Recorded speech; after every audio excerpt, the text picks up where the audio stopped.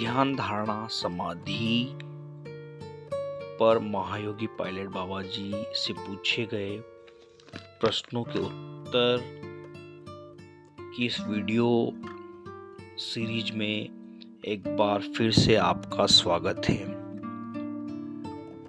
मैं बाबा जी की देवास की एयरटाइट ग्लास समाधि के बारे में पूर्व के एपिसोड में चर्चा कर चुका हूँ, लेकिन यह विषय इतना बड़ा है कि आज के इस पूरे एपिसोड में मैं देवास में एयरटाइट ग्लास में बाबा जी के द्वारा जो समाधि ली गई थी उस पर बात करेंगे। ओम नमो नारायण, ओम नमः शिवाय।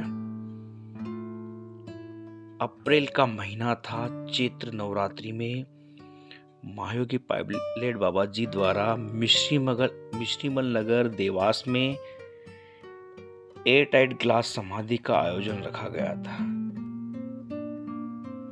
इस समाधि से पूर्व मुझे महायोगी पायलट बाबा जी के दर्शन करने का अवसर मिला। उस समय बाबा जी व्रत कर रहे थे, कुछ भी खाते पीते नहीं थे, अतः थोड़े से कमजोर से लगते थे क्योंकि ये समाधि के पूर्व की तैयारी में थे। उस समय अनेक पत्रकार बाबा जी से मिलने हेतु आते थे और प्रश्न पूछते थे। बाबा जी से एक पत्रकार ने पूछा, बाबा जी आपकी समाधि का क्या रहस्य है? बाबा जी ने उत्तर दिया, बेटा समाधि एक विज्ञान है, यह संकल्प का विज्ञान है। जब समाधि घटित होती है तो शरीर की सभी गतिविधियां पूर्णतः रुक जाती है। इसमें हृदय भी कार्य करना बंद कर देता है। जब योगी संकल्प लेता है तो तुरंत उसका शरीर पूर्णतः ऑफ मोड में आ जाता है और संकल्प अवधि पूर्ण होते ही शरीर पहले की तरह कार्य करने लगता है। एक अन्य व्यक्ति ने प्रश्न पूछा कि बाबा जी अप्रैल का माह है, इस समय लगभग 30 डिग्री सेल्सियस के आसपास तक टेम्परेचर पहुंचता है। एयरटाइट ग्लास में आपके शरीर को नुकसान भी हो सकता है। बाबा जी ने उत्तर दिया, मेरी समाधि हठ योगियों द्वारा ली गई समाधि से भिन्न है। हठ योगी हठ क्रियाओं के द्वारा समाधि लेते हैं, जबकि मेरे द्वारा ली गई समाधि में संकल्प का उपयोग होता है। हठ योग की समाधि में योगी को नुकसान हो सकता है, लेकिन संकल्प समाधि में योगी को कभी भी नुकसान नहीं होता है। मेरा संकल्प होगा कि जब तक मेरा शरीर ताप को सहन करेगा वह इस एयरटाइट बॉक्स में रहेगा। जैसे ही तापमान बढ़ेगा मेरा शरीर यहाँ से गायब हो जाएगा और मेरे शरीर को कोई नुकसान नहीं होगा। बाबा जी आपने विभिन्न डॉक्टरों वैज्ञानिकों को आमंत्रित किया है कि समाधि के समय शरीर की जांच करें, इसका क्या उद्देश्य है? बाबा जी ने उत्तर दिया, वैज्ञानिकों व डॉक्टरों को आमंत्रित करने का उद्देश्य यह है कि योग का कोई भी अनुसरण करे उसे विज्ञान के समान ही परिणाम प्राप्त होंगे। मैं चाहता हूं कि योग में कुछ ऐसा है जिसे उपकरणों से नहीं जांचा जा सकता। योगा भी एक विज्ञान है। योग का लाभ हर जन को प्राप्त हो सके, इस कारण से डॉक्टरों वैज्ञानिकों को आमंत्रित किया है।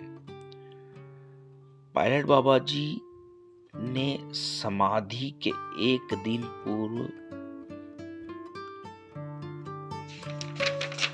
मिश्रीमल नगर में छोटे मोरारजी बापू के प्रवचन स्टेज पर प्रवचन दिए थे। उन प्रवचनों के बारे में मैं चर्चा करना चाहता हूँ। बाबा जी ने प्रवचन में कहा था कि आप सब भाग रहे हो। यदि आपको कुछ जानना है तो आपको रुकना होगा, ठहरना होगा। आप किसी के हो गए हो, किसी कथाकार, किसी साधु, सन्यासी के भक्त बन गए हो। ये सब कथा महापुरुषों की कथाएं हैं, दृष्टांत हैं। ये आपको लाभ तो पहुंचाते हैं, आपको एनकरेज भी करते हैं, लेकिन एनकरेज होने के पश्चात आप ठहरते नहीं हो, आप ध्यान नहीं करते हो, बल्कि एक जगह प्रवचन सुनने के पश्चात फिर दूसरे पांडाल की ओर बढ़ जाते हो। तुम्हें ठहरना होगा, स्वयं को जानना होगा। यदि तुमको परमात्मा को प्राप्त करना है तो तुमको अपने प्रति अवेयर होना होगा, सजग होना होगा। तुम्हें अपनी निद्रा पर नियंत्रण करके तुम्हें स्वयं साधना करनी होगी, तभी तुम तुम्हारे हृदय में बैठे परमात्मा को प्राप्त कर सकते हो।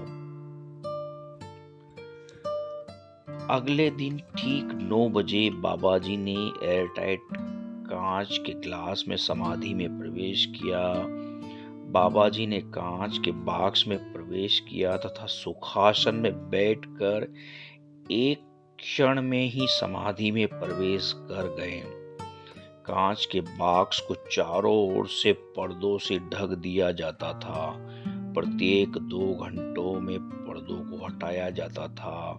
वो लगभग 10 मिनट पश्चात पर्दों को भक्तों के द्वारा दर्शन करने के पश्चात पुनः पर्दों को लगा दिया जाता था।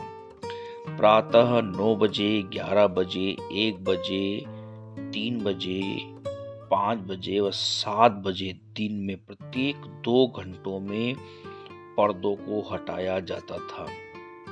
10 मिनट पश्चात भक्तों के दर्शन के बाद पर्दों को पुनः लगा दिया जाता था। समाधि स्थल पर एक परिक्रमा पथ बनाया हुआ था, जहां पर भक्त, देश विदेश से आए हुए भक्त दिन रात परिक्रमा करते थे। अनेक भक्त समाधि स्थल के सामने बैठकर के ध्यान लगाते थे। समाधि के दूसरे दिन 9 बजे, 11 बजे पर्दे हटाते वक्त बाबा जी का शरीर बॉक्स में था। 1 बजे जैसे ही पर्दे हटाए गए, तब ये देखकर सब आश्चर्यचकित हो गए कि बाबा जी का शरीर कांच के बॉक्स में नहीं था। बाबा जी ने जो धोती लपेटी थी वह वहीं पर बॉक्स में पड़ी हुई थी। 3 बजे बॉक्स को खोलने पर भी बाबा जी का शरीर बॉक्स में नहीं मिला, लेकिन 5 बजे बॉक्स खोलने पर बाबा जी का शरीर समाधि अवस्था में बॉक्स में बैठा हुआ मिला। 7:30 बजे भी बाबा जी का शरीर बॉक्स में दिखा। इस प्रकार बाबा जी का शरीर किसी समय बॉक्स में दिखता था तो अगली बार शरीर अदृश्य हो जाता था। इस चमत्कार को देखकर सभी आश्चर्यचकित हो गए थे। मैंने ऐसा चमत्कार मेरी आंखों से पहली बार देखा था। इस घटना की जानकारी जैसे ही लोगों को मिली, दूर दूर से बाबा जी के दर्शन के लिए लोग आने लगे। समाधि स्थल पर इतनी भीड़ हो जाती थी कि पांडाल में प्रवेश रोकना पड़ता था ताकि भगदड़ जैसी स्थिति न बने। 3 दिनों की एयरटाइट चेंबर की समाधि का आखिरी दिन, जब बाबा जी समाधि से उठने वाले थे, हजारों की भीड़ इकट्ठा हुई थी। ठीक 9 बजे बाबा जी की गर्दन नीचे झुकी। बाबा जी ने पहले अपने दोनों हाथों को आपस में रगड़ा, फिर चेहरे की मालिश की। तत्पश्चात अपने पांवों को मोड़कर शरीर को झुकाकर बाबा जी खड़े हो गए। यह देखते ही चारों ओर से महायोगी पायलट बाबा जी के जयकारे की आवाज आने लगी। लगभग 10 मिनट तक जयकारे गूंजते रहे। अंत में बाबा जी 10 फीट की ऊंचाई पर बने स्टेज पर चढ़े। वहां पक्ष विपक्ष के कई नेताओं के साथ देश विदेश के पत्रकारों का जमावड़ा था। बाबा जी को उनके भक्त ने दूध पीने हेतु दिया, जो बाबा जी ने ग्रहण किया। इसके पश्चात एक विशाल माला पहनाकर बाबा जी का स्वागत किया गया।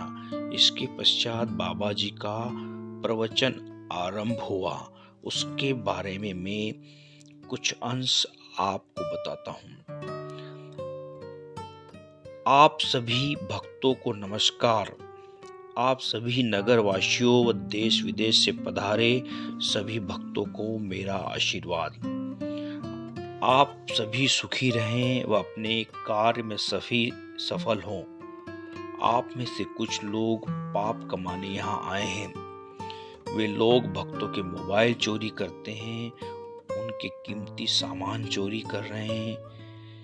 ये चोर लोग जीवन में बहुत परेशान रहने वाले हैं, दुखी रहने वाले हैं। समाधि एक विज्ञान है स्वयं को जानने का। जो कोई इस क्षेत्र में मेहनत करेगा वह समाधि को प्राप्त कर सकता है। आप सभी भक्त यहाँ आए। मैं आप सभी को एक बार पुनः आशीर्वाद देता हूँ। आप सभी अपने बाल बच्चों के साथ सुखी रहें। परमात्मा की कृपा से आप खूब मेहनत करें, खूब उन्नति करें। बाबा जी के प्रवचन समाप्ति के पश्चात सभी आम जनों को बाबा जी के दर्शन करने का मौका मिला। विभिन्न भक्त अपने साथ माला, उपहार व अपनी क्षमता अनुसार भेंट स्वरूप रुपए इत्यादि बाबा जी के पूजन करने के बाद अर्पण कर रहे थे। भारतीय परंपरा में संतों के दर्शन करने वक्त उनको भेंट में अपनी क्षमता अनुसार फल, मिठाई, पुष्प व रुपए चढ़ाने की परंपरा है। इस परंपरा के अनुसार संतों के दर्शन करते समय बिना भेंट के जाना ठीक नहीं माना जाता है। सभी भक्तों के दर्शन व पूजन करने के पश्चात बाबा जी अपने निवास पर पहुंचे। वहां पर ऑस्ट्रेलिया से भारतीय मूल का एक परिवार आया था। उस परिवार ने भारत में मद्रास तक की फ्लाइट ली थी। अतः उस परिवार को लगभग 2000 किलोमीटर की यात्रा करके देवास आना पड़ा।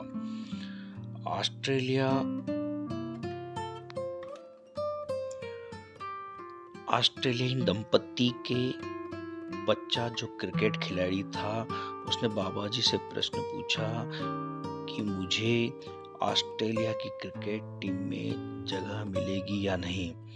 बाबा जी ने जवाब दिया, बेटा खूब मेहनत करो, यह तुम्हारी मेहनत पर निर्भर करता है। वास्तव में जीवन में सौभाग्य से कुछ महान संत हम गृहस्थ के बीच आकर के योग साधना का महत्व बतलाने के लिए एयरटाइट क्लास जैसी समाधियों का आयोजन करते हैं। वे लोगों को योग साधना के प्रति जागरूक करने का प्रयास करते हैं। इन संतों का उद्देश्य मात्र यही रहता है कि भौतिक भोग विलास के जीवन के अलावा एक जीवन और भी है। वह जीवन है आत्मा परमात्मा का। हम सभी के जन्म का मूल उद्देश्य परमात्मा को प्राप्त करना है। न कि भोग विलास।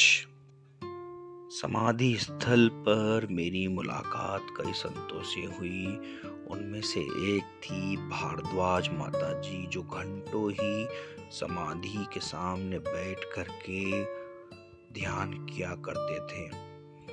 इसके अलावा अनेक भक्त थे जो दिन रात बाबा जी की समाधि की परिक्रमा किया करते थे।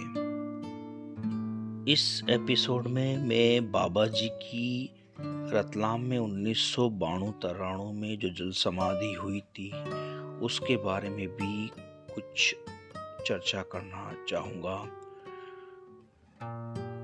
बाबा जी जब अपने समाधि कक्ष से बाहर, समाधि कुंड से बाहर निकले, तब एक वाहन में वे खड़े थे और उनका एक शिष्य उनके शरीर पर मलहम लगा रहा था।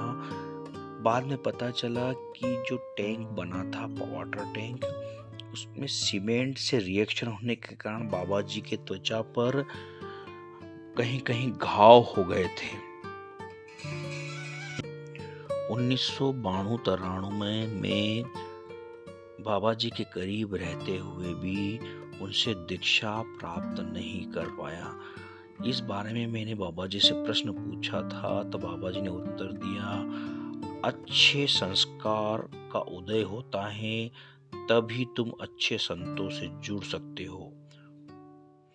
उस बाबा जी से पूछे गए अन्य कुछ प्रश्नों की हम चर्चा करेंगे। बाबा जी, लोग कहते हैं कि कुंभ मेले आदि में साधु लोग सामान्य लोगों को बलपूर्वक साधु बना देते हैं, क्या यह सच है? नहीं बेटा, तुम्हें तब तक कोई साधु नहीं बना सकता जब तक कि तुम न चाहो। जिस दिन किसी व्यक्ति के साधु बनने के संस्कार उदय होते हैं, उस समय उस व्यक्ति को दुनिया की कोई शक्ति साधु बनाने से नहीं रोक सकती है। तुम्हें कोई बलपूर्वक साधु बना ही नहीं सकता। यह सब बातें झूठी हैं। बाबा जी, मुझे ध्यान कहाँ लगाना चाहिए? दोनों बाहों के बीच आज्ञा चक्र पर लगाओ। सतत प्रयास से ध्यान अवश्य लगने लगेगा। एक अन्य भक्त ने पूछा, बाबा जी, ध्यान के समय क्या कमरे में प्रकाश होना चाहिए?